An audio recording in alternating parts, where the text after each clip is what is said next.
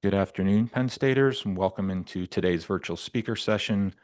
We'll get started here in about a minute or two. Just want to give folks an opportunity to grab their lunch and settle in before today's formal discussion starts. But this will be a really fun conversation today with Dr. Mikael Rechtsman.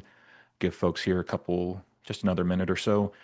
For folks who are trickling in, who are joining us, you're encouraged to ask questions in the chat during the presentation. Mikael has asked that. He hopes to get some questions and have some good conversation once he wraps up with the presentation. And so just as a reminder for that, and our producer James Updike will prompt you probably once or twice during the presentation, though wanted to mention that here at the top.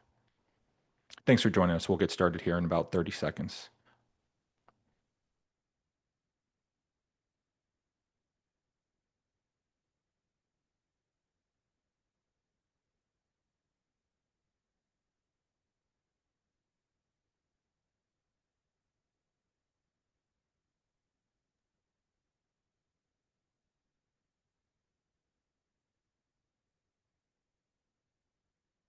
Welcome again to everybody to today's virtual speaker session. We'll be starting here just momentarily. We're getting the live captioner in place, and then we can get started. Appreciate your patience and appreciate you joining us today. This will be a fun discussion.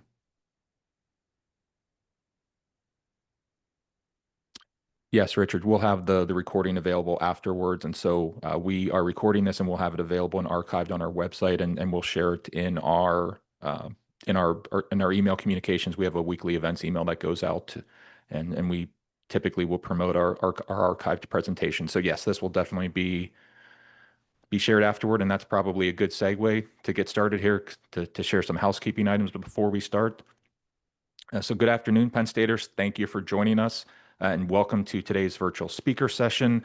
A couple housekeeping items just to begin with. Live closed captions are available. You can access them by clicking the closed caption button at the bottom of the Zoom video window and then clicking show subtitle. You can also customize your caption view by clicking the stream text link that is posted in the chat. And we are live streaming today's presentation, as we just noted. And so if you have friends or family or fellow Penn Staters who wanted to join today and they just had other plans or couldn't join us today, we'll make this available on our website and also within our email communications and on our social channels. We share these presentations far and wide afterwards.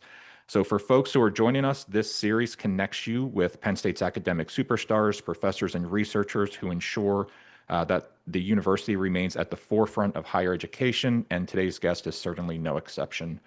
Dr. Mikael Rechtsman is a professor of physics in Penn State's Eberly College of Science and is the recipient of the 2024 Faculty Scholar Medal for Outstanding Achievement. The award, established in 1980, recognizes scholarly or creative excellence represented by a single contribution or a series of contributions around a coherent theme.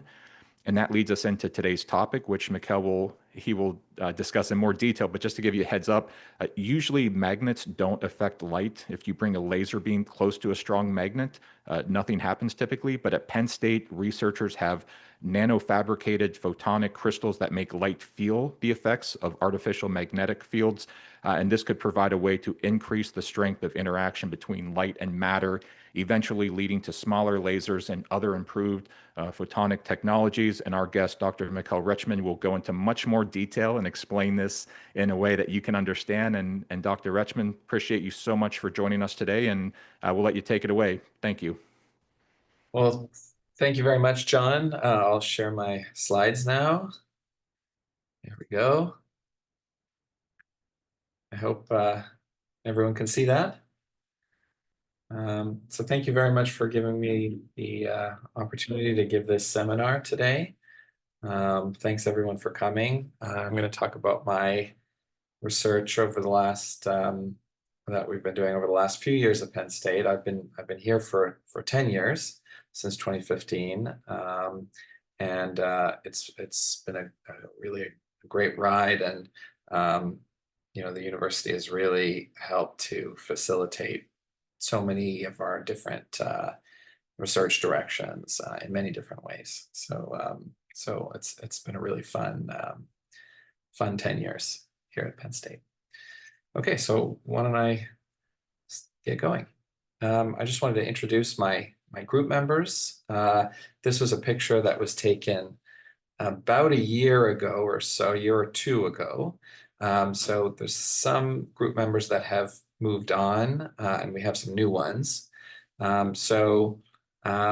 Marius here is a former student in my group. He's now a postdoc at Stanford University, doing experiments with photonics, so with light, but in a very different context, in a really amazing world-leading group there.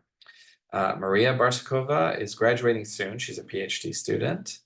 Zhou Zhang, John Gales, Kyle Lin, Jonas Karher is now at Princeton. Jiachen Wang is another grad student. Jonas, I should say, was a postdoc in the group. Abhijit Chowdhury, still a student. Kuro Sadri, Brian Gould are both students in the group, and YT stands for yours truly. We also have a new postdoc, Hangbin Cheng from the Institute of Physics in Beijing. And Little John, who's actually quite a bit bigger than Big John over here, was an undergraduate student who was working with us extensively. It's been really a pleasure to work with all these group members and previous group members who've gone on to become scientists in their own rights, a number of different professors, and a senior scientist at a national lab and so on. So yeah, I've been really, really proud to help to launch scientific careers of my former group members. We also have group members from all over the world. They come to Penn State and do research together in a really collaborative, supportive way. Okay, let me get started on the science. So I want to start from the basics. And so I'm going to start from the notion of an electron, which is a small charged particle, carries electricity, when you put it in a magnetic field. So this is a symbol you might recognize from undergraduate electromagnetism, if you've taken a course in that and you remember it. This just means that there's a magnetic field indicated by B, and it's coming out of the screen. It's coming right out of your screen towards you. And here's an electron, and it's in this blue box, which schematically confines the electron in here. So the electron is stuck in the blue box. What happens when an electron is in a magnetic field? Well, it goes in circles. If there were no magnetic field, the electron would just move straight if it had some momentum. But what the magnetic field does through what's called the Lorentz force is it acts on the electron to make it spin in circles. And those circles are called cyclotron orbits. And so basically it makes the electrons stick around. It makes them kind of stay where they are as opposed to just flying off in every different direction. That has a very, very profound effect, because if there are many, many electrons and they're all sticking around in one place, then they stay close together and are able to interact with one another very strongly. And that gives rise to really rich, amazing physics that I'm not going to go into in this talk, because I'm going to be talking about light as opposed to electrons. But actually, we have a colleague here in the physics department, Janendra Jain, who made some absolutely seminal discoveries having to do with what electrons do in semiconductors when they're very, very cold and put in a very strong magnetic field. And he just won the Wolf Prize for physics just recently. I guess it was 2024, maybe it was this year, 2025. The ceremony is supposed to be held this year. So he made these phenomenal discoveries having to do with that. The Wolf Prize really is just one short of the Nobel, so we all have our fingers crossed for him. But anyway, what we wanted to do is to be able to do this sort of physics, but for photons. So photons are particles of light. Electrons and photons behave very, very, very differently because electrons are charged particles, right? You bring two electrons close together and they repel one another because they both have negative charge. Whereas photons, they have nothing to do with one another because they don't carry any charge at all. So if you have two laser beams, right, as I was saying in my abstract for the talk, and you get two laser pointers and you point them through one another, they don't seem to know much about each other, right? And that's because light doesn't have any charge. It doesn't feel other light, and so they just kind of pass through each other. Without that, we wouldn't really be able to see things because the photons in our environment, all the particles of light around us, would all be interacting with one another and getting distorted and bouncing in weird ways, and they'd never get to our eyes to be able to see things. So luckily, photons don't have any charge. But what it means is that they don't interact with one another, and they don't even feel magnetic fields because they don't have charge. So the electron gets bent in a circle, as I showed you, because, again, of its charge and the Lorentz force. So what we want to be able to do is make photons feel a magnetic field and therefore at least have the possibility to kind of stick around one another rather than flying off, and therefore interact with one another and interact with the material in which they find themselves. So very often we're shooting laser beams into things, into materials that are transparent, and we want the photons to be able to stick around for a long time so that they can do whatever it is we want them to do in there. So the point of the talk today is to show you how we came up with an idea and we experimentally implemented a kind of an artificial material that we built that makes particles of light, photons, kind of artificially feel a magnetic field. So that's why we call it a pseudo-magnetic field. It's not a real magnetic field. It's a fake magnetic field that makes photons go in these circles. One thing that happens when electrons go in circles, and this is something that comes from the laws of quantum mechanics, so I'm not going to go into all the details now, but you may be familiar with atomic states in atoms. So this is sort of how the periodic table works, that if you have a hydrogen atom, for example, the nucleus of the atom, which has positive charge, is pulling the electrons around it in towards itself, making it go in circles. Whenever electrons are forced to go in circles, what happens is you get these discrete energy levels. So the electrons are not allowed to take on any energy. They have to come in certain levels, certain discrete fixed values of the energy, as opposed to being anything, which is what they can be in free space. And so that's the experimental signature for what we're going to look for the photons. We're not going to actually see them go in circles, but we're going to see that because they're forced to go in circles, experimentally what we can measure are these discrete flat levels in space. And I'll show you what those look like in our experiments. Okay, so, well, how are we going to do this? How are we going to make photons feel the field? We know the magnetic field. We know that, they can't actually feel a real one. So what do we do? Well, there was this discovery back in 2010 that really inspired me, where these physicists, who one of them at least won the Nobel Prize for related discovery, they're graphene physicists. So they discovered graphene, which is a two-dimensional material. So it's a material that doesn't extend into a bulk in 3D, but it's perfectly flat. It's only one atom thick.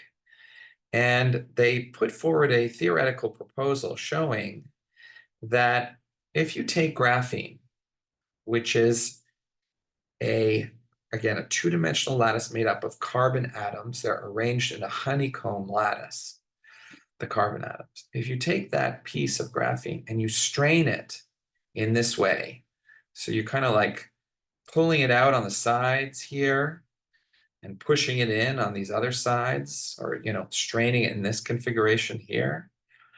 So in other words, you distort it spatially. Then actually, particularly for graphene, it turns out that the electrons in it behave as though they were in a magnetic field, even though there is no real magnetic field present. And then this was later confirmed in an experiment in Mike Cromie's group, who's a physicist at Berkeley. He showed that if you take these graphene nanobubbles, they're called, so this is super, super small little flakes of graphene that are stuck on the surface of a material, then just by the fact that they're stuck, you can see that the bubbles get curved at the top. And he brought a little tip down to measure the states in there, and he saw that the electrons were actually effectively going in circles. The way he saw that is seeing these bumps in the energy spectrum, right? So they had those discrete states that I was talking about, those fixed energy levels. So this really inspired me because I thought, okay, well, all right, well, we can't make a magnetic field for light, but what if we can make an artificial material for light, which is something that people already knew how to do.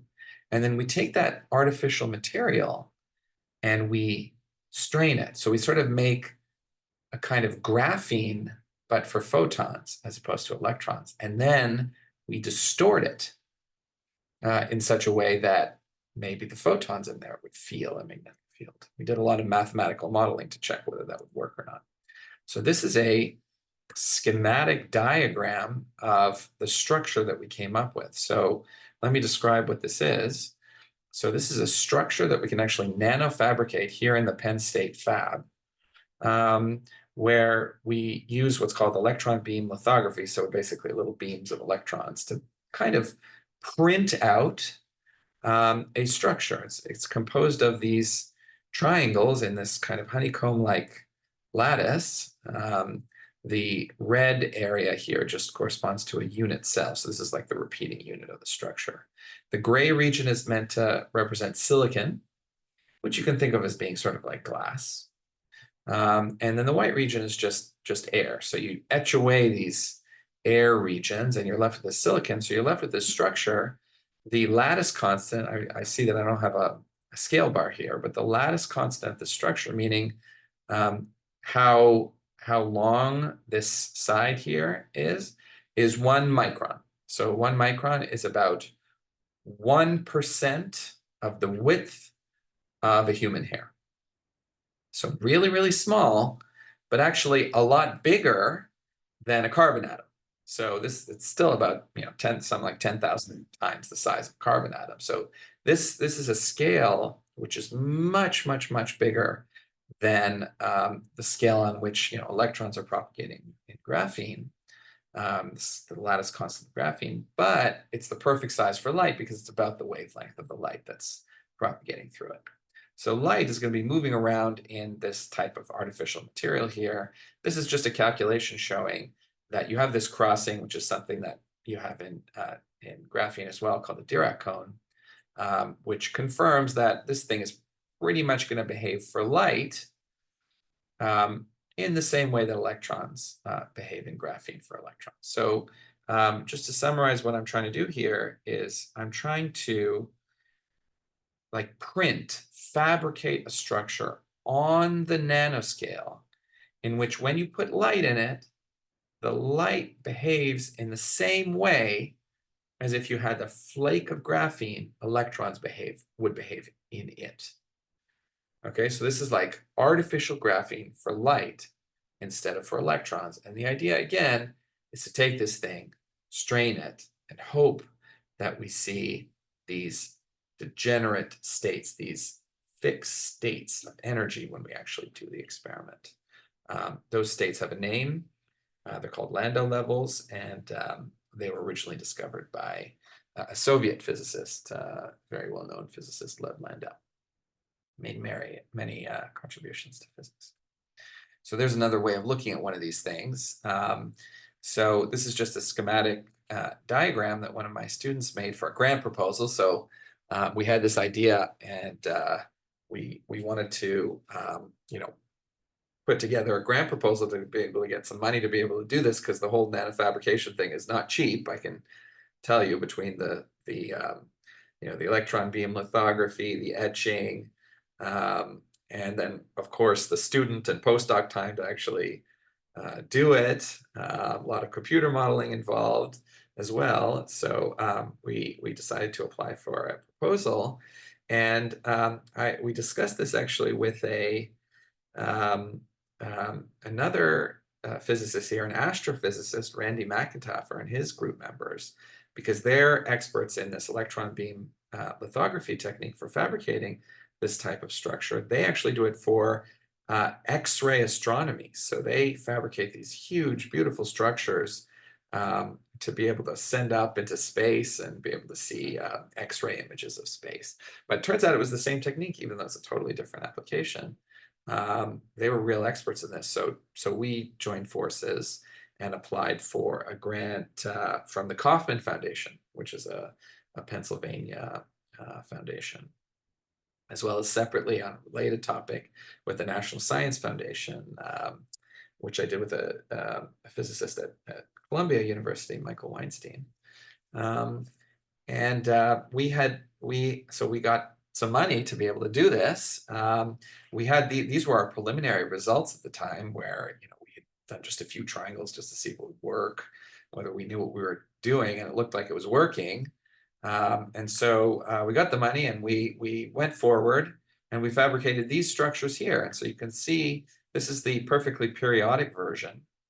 What you're seeing here actually is a very tiny little fraction of the whole sample. We have samples in which we've fabricated something like, I think we're now at maybe 100 million of these little sites, these little triangles in there. So you're seeing just a tiny fraction of it there. We need really, really big samples to make this work because the light really has to spread out all the way through it. And then we strain it. So this purple strip is just a guide for the eye, showing that, you see how we've distorted it? We kind of yanked it up on the sides and pulled it down in the middle. So that's the strain that we impose on it. And we shoot light into it. We shoot laser beams into it just to see what happens to it, what happens to the light, and whether those continuous states of light that can take on any energy value suddenly form discrete states, fixed states. I'm going to be aware of my time here. I guess I should probably wrap up at 12:30 or so. So that's precisely what we saw. So this is the experiment. Again, we shoot the laser beam in, and light comes back out after having moved around in this thing, and we collect it and analyze it. And this is what we see. So this is the case where it's not strained. And you can see, apart from this tiny little gap in here, the light can take on any of these frequency values. Quantum mechanics, frequency, and energy are the same thing. And this is plotted as a function of the light's momentum.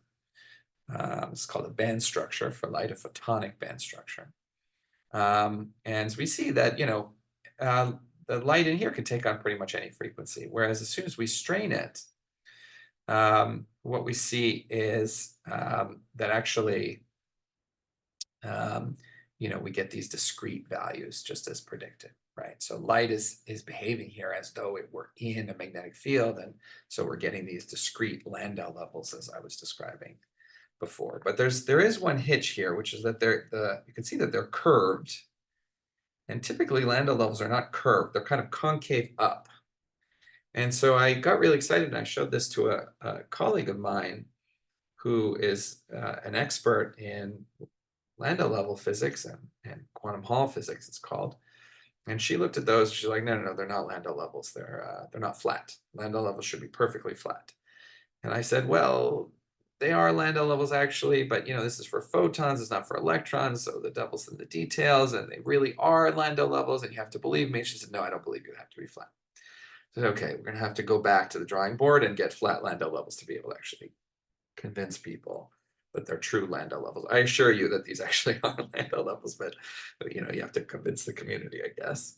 So anyway, here's some experimental results showing that our theoretical predictions match really well with our experimental data. So that the data points, as you can imagine, are the experimental measurements, and the lines are our theoretical predictions that you can actually calculate using just standard pencil and paper type techniques. This one is a little bit off, you can see, and that we understand why. It has to do with imperfections in the fabrication that affect this particular lambda level much more than the other ones. So they were off, but at least we had an explanation for it, and they're not too far off. Here's just another way of plotting the data, showing that we were really, really close to the predicted value in terms of the spacings between the lambda levels. I'm going to skip this slide for lack of time, but just what we did here is scan the beam, and we showed that the lambda levels kind of are where they're supposed to be. So the electrons are supposed to spread out in a certain way, and we showed here that they indeed do that according to the behavior of lambda levels. And here's where we flatten it out. So it turns out, so we went back to the drawing board to try and get those flat lambda levels that I mentioned before. And it turned out, using a theory that we had developed for this project, that if you add an additional strain, not just the original strain, the one that I showed you of pulling up on the sides and pulling down in the middle, that distortion, if you put on another one, namely you kind of yank out hard on the sides, we're not actually yanking anything because we would break it. We're fabricating it in a way as though it were pushed and pulled, right? So we're actually just programming in the structure in advance, but it's distorted in the way as though it would have been pushed and pulled. So we yank it out along the sides, and you can sort of see a schematic of that here. That turns out, according to our theory, to flatten the lambda levels. And we did the experiment again. We saw they were much, much, much flatter this time. So this then almost satisfied my colleague. I think the notion of making lambda levels for light is a little let's say countercultural. I don't know. There's a lot of convincing to do. What we're going to do next is try and do this with soft matter materials. So to be able to assemble little glass beads. So each little sphere here is meant to represent a glass bead that kind of pack in this triangular lattice. So this is a calculation that my student Sayers Young did. We're going to try and distort it just by really pulling it this time, putting it into a hydrogel material and distorting it. This is a collaboration with Dave Pine's group at NYU, who's probably arguably one of the 2 or 3 best known colloid physicists in the world. So we're going to do this distortion and see if we get these flat levels again. So here you see the lambda levels in the spectrum when we strain it. So we're trying to do that, and that's as part of a research grant that we got with the Army Research Office, so the ARO, which funds a bunch of our research, and then they're funding this project to be able to do self-assembled strain system. So we're working with Dave Pine, and we have another collaboration also with a group that is able to incorporate what are called quantum dots into this structure. So we can use them to turn it into a laser and make this thing actually emit light. So that's the group of Paul Alvasados, who's a wonderful quantum dot physicist, and also happens to be the president of the University of Chicago. So he has a lot to juggle, but you know, he and his group always show up to the meetings and are major participants in the grant, which is really, really cool. So we're trying to work with them and turn this thing into a laser and explore its properties. Okay, so with that, I'm going to stop here. I mentioned some of the funders. There's also the National Science Foundation is part of this. So I use sort of a slide that is missing some of these funders. So I do want to mention them: National Science Foundation, as well as the Army Research Office. So thank you very much for your time and for giving me this opportunity. And I want to thank my students also and the funders who supported this work. So thanks. Dr. Rechtsman, we'll let you take a moment to take a breather, get a sip of water if you want. We'll share a little bit more of his accolades. Dr. Rechtsman earned his Bachelor of Science from MIT in physics in 2003. Then 5 years later, in 2008, earned his doctoral degree from Princeton. He's also earned the ICO Prize of the International Commission for Optics, the Packard Fellowship, the Sloan Fellowship, and the Office of Naval Research Young Investigator Award, among additional recognition, which is saying it lightly. If you go to his website, and we'll share it, there's quite a long list of publication and awards. And you started your presentation, Dr. Rechtsman, with something that I actually wanted to talk to you about. You talked about your team. That's how you started, the presentation, specifically working with students. What do you enjoy about, kind of that working relationship, that dynamic of working with students? I'm curious. It keeps me young. That's sort of the first thing I try. I mean, I guess I have seen a number of really great research groups, including my postdoctoral advisor, Moti Segev, who's a physicist at the Technion in Haifa in Israel.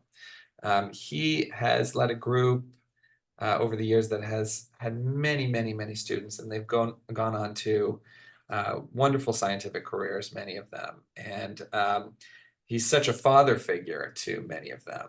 And there are just a few groups around the world like this where you've created this family of students who've gone off and made incredible discoveries, and it's just something that I really admire in him, and he has had such a tremendous impact through that. Another example of that is John Joannopoulos, who just passed away recently, who, he had a student who went on to win the Nobel, and he's had students at every university you've ever heard of in the US and many around the world.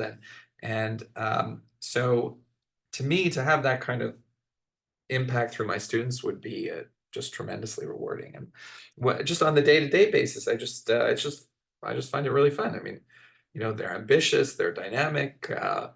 Each of them have their own strengths. So it's a challenge to figure out, how to funnel that ambition and that drive to produce good science. And then it's just tremendously rewarding to help them try and succeed as scientists. It should be noted that we are talking with Dr. Rechtsman here. It's the second day of the semester. The first day was yesterday. Just because it's so timely, when a new semester kicks off, I mean, especially the first week, do you have, what are your emotions like? What is that excitement level like, knowing, you're getting ready to start another semester? Well, I have to say, most of my time is spent doing research. So that's a 365 day proposition for many of us physicists. So it doesn't change that much, to be honest. I started to teach. I had my first lecture yesterday, so I'm teaching Introduction to Quantum Mechanics 2, and I started by talking about electrons and their dynamics and stuff like that. So actually not terribly different from this lecture. And that's really, really fun because it's a subject that I absolutely love, and you never stop learning from, even if it's an undergraduate course. I always learn something new, and and then you get to sort of participate as your students have these kind of amazing revelations about the nature of reality, and that's just absolutely beautiful. We have a couple questions coming in. Again, as a reminder, if you're tuned in, please share your questions. You can put them in the Q&A and we'll get to them here. Mikael, we have a question from Gail who's asking, what do you see as the greatest use of this, referring to your research and the research topic? I see. Okay. So that's a good question, and a common question. One thing, for example, is that I mentioned earlier is for making lasers. Lasers are used ubiquitously. So, just as much as there's a field of electronics, there's a field of photonics, which you don't hear about quite as much, but it's very, very widely used.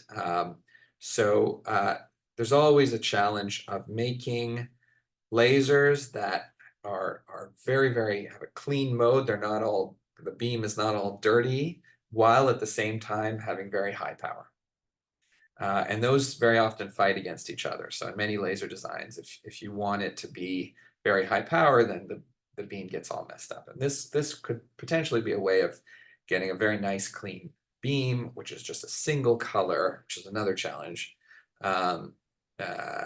to get really high power lasers. So that's used for communications, right? Like fiber optics.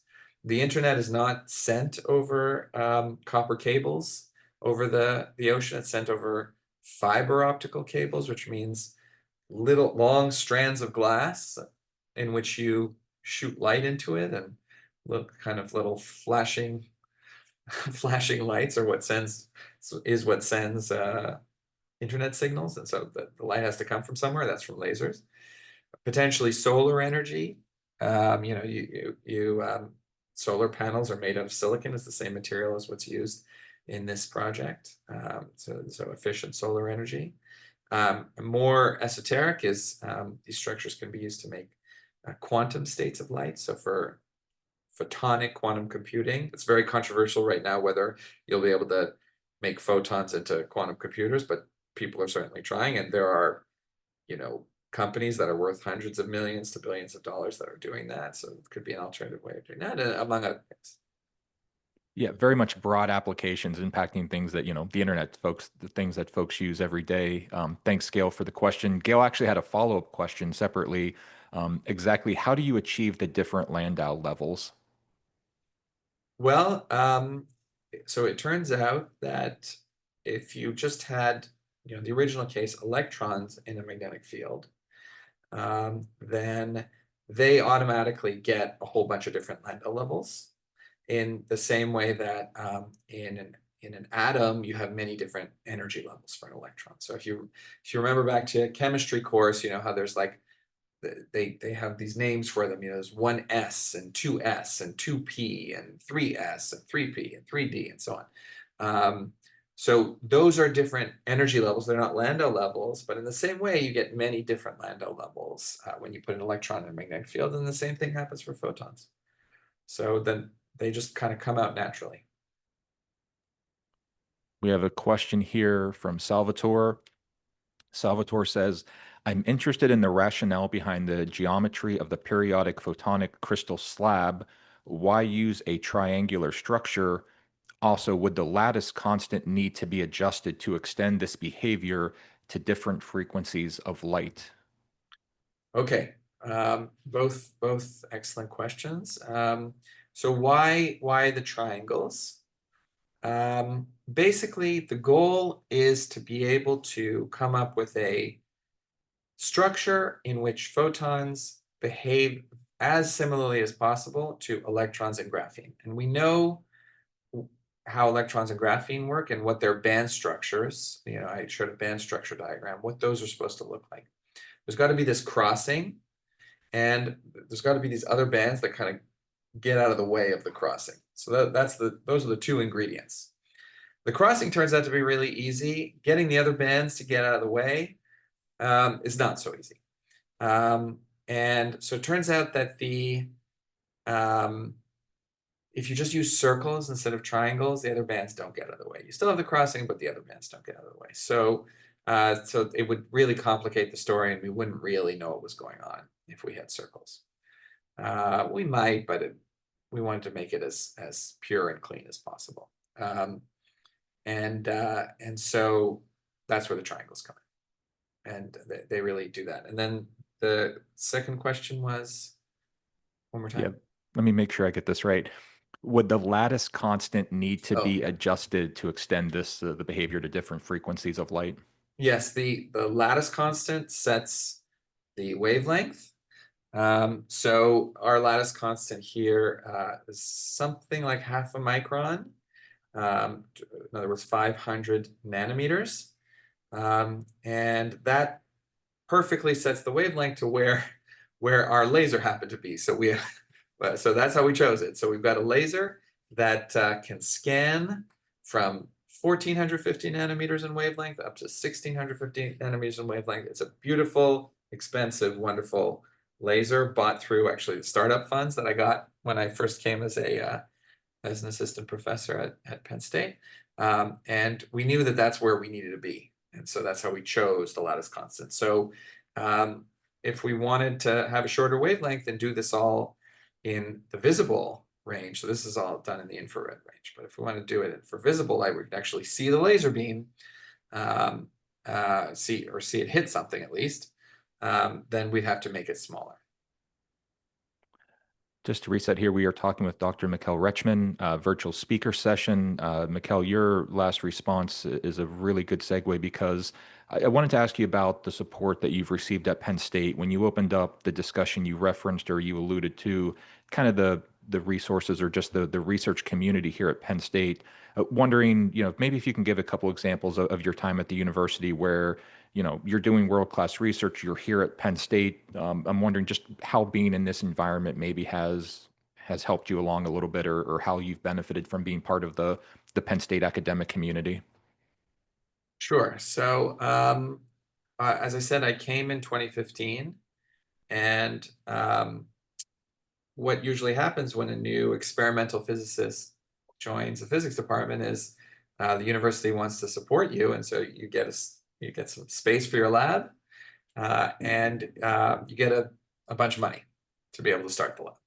And so Penn State was very, very generous in supporting me both with the space I needed and the startup funds that I needed.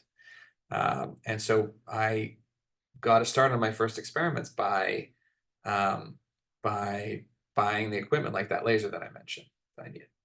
And so at that point, I was able to kind of show some preliminary results that I started to do some experiments, things were happening, and I could convince funders like the NSF and the ONR, Office of Naval Research, eventually the Air Force and the Army also to support my research with external grants, which of course Penn State takes a healthy cut of, which is okay, fine, that's okay. But that's the idea. But I would say, I got a lot of support from my colleagues. Everyone was always felt that they were rooting for me. I had a wonderful department head who came in and was always supportive, Nitin Samarth, everyone, nothing seemed to be in my way, and I could recruit from a pool of graduate students to be able to help me with my research and for them to be actually in the lab doing a lot of the research and getting trained on all the different tools that we use. And that's probably the best resource of all of them, actually. That's pretty much it. Yeah. Following up on that, and I actually wanted to get to the Wolf Prize that you mentioned and make a connection there, though first I'll ask you, what has sustained your enthusiasm and your passion for research? Because I get the sense that this is very much a lifelong, adventure for you. Like what has sustained your, passion over years? What gets you excited every day waking up for this? Well, I would say that certainly working with the students has been really fun. I really like discussing paradoxes that we run into on the board and trying to work out problems. Like we're getting one result and we have no idea why, and it's this big mystery, and we have to work it out together. And it's way more fun to do that together than by yourself. And so working with them is really, really fun. And I would say that's certainly part of what drives me. And physics describes the way the world works. And it's a very, especially, take quantum mechanics. I mean, it's a very deep, very deep field that is so cryptic and strange, and you never really feel like you know it. And there's always more to learn, kind of this bizarre kind of sort of, Talmudic discourse that you're always having with it, where you feel like you understand and then you don't understand. And, it just feels so infinite. And you're asking sort of the deepest questions about the nature of reality, as I was saying. So, I feel like I don't have enough time. It sounds like the more you learn, the more you realize how much more you have to learn. Um, yeah, that's maybe a little too soundbitey. I don't know if I would put it that way, All right. All but right. Well, so maybe something like that. Yeah. yeah, yeah. All right. So we've got another question from Linda. Her question is a biochar graphene composite or a borofene material promising for use in the light magnetism research? Borophyte. Borofene, How do you spell that? Borophene. Borophene. Never heard of it. Never heard of it. So I don't know. Maybe it could be. Shout out to Linda for stumping our guest. Yeah, yeah. I'm stumped. All right. We'll be respectful of your time here, Dr. Rechtsman. We'll just ask, a question or two to wrap up here. And again, just quick reminder for anybody tuning in, we still have a couple more minutes to get to a few questions if you would like. Working, following up on the question about the students, the idea of being part of a team, you talked about how it's so much more fun to do that when you're working with a team. How much of that, do you thrive on where, maybe you think of something and you bounce it off a team member, or they think of something and they come to you?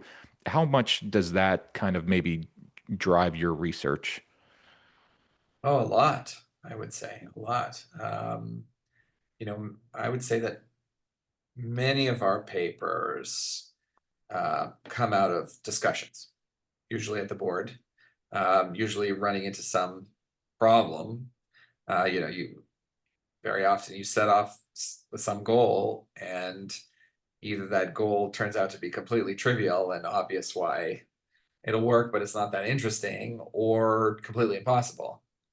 And then you end up saying, well, okay, we can't do that, but like, what about this little thing? And it's always like a discussion. And then sort of you jump into that. And so that really is what powers a lot of these ideas. I mean, and it sort of necessarily has to, because if you knew all of it going in, then it wouldn't really be research in a way. Coming back to the Wolf Prize, your colleague here at Penn State, I want to make sure I'm getting this right. Janendra Jain. Jandra Jane, Yeah. the 2025 recipient of the Wolf Prize laureate in physics. I was looking at the news release announcing his prize. He said that he first got the idea in 1988. Is that right? Yeah, Okay. so that's 37 years. And so that's why it got me thinking about, the long-term enthusiasm. Are there things that you think about today that, you've been thinking about for the last 15, 20, 25 years? Um, yeah, yeah, yeah, definitely. Maybe let's say, when did I start? Yeah, I would say 15 years. Um, I have, one particular problem that I'd really like to see done by the end of my career, which is a big open problem in photonics, physics of light, which is to make a waveguide. A waveguide is like an optical fiber. It's just like a wire, but for light instead of electricity. It's just a wire.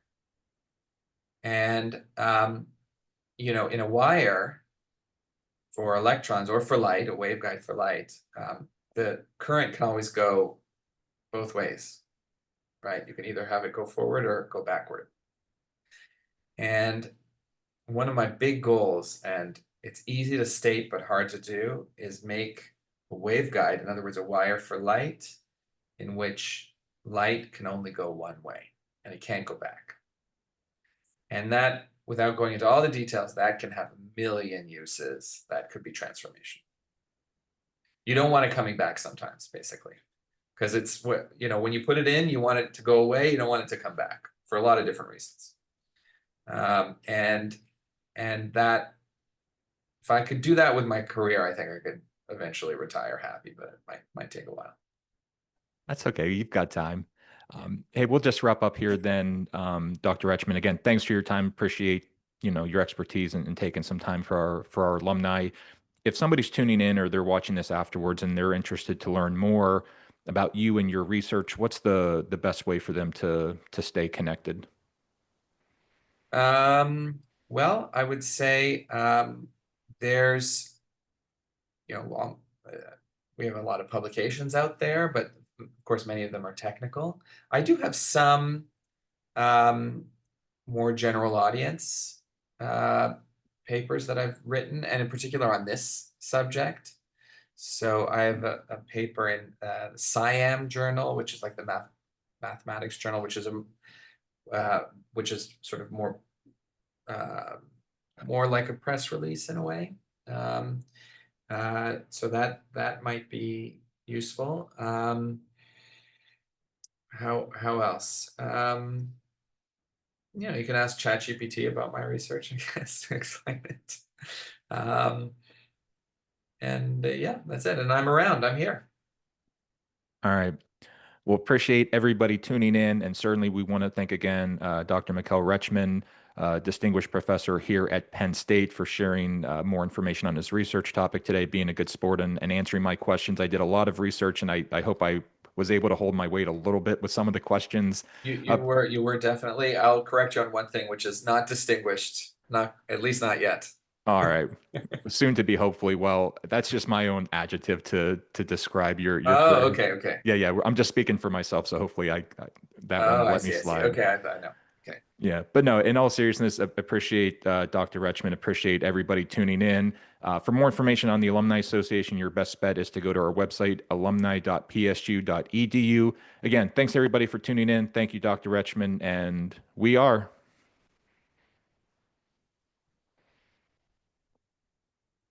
Thanks, everyone. Thank you. Bye. Yep.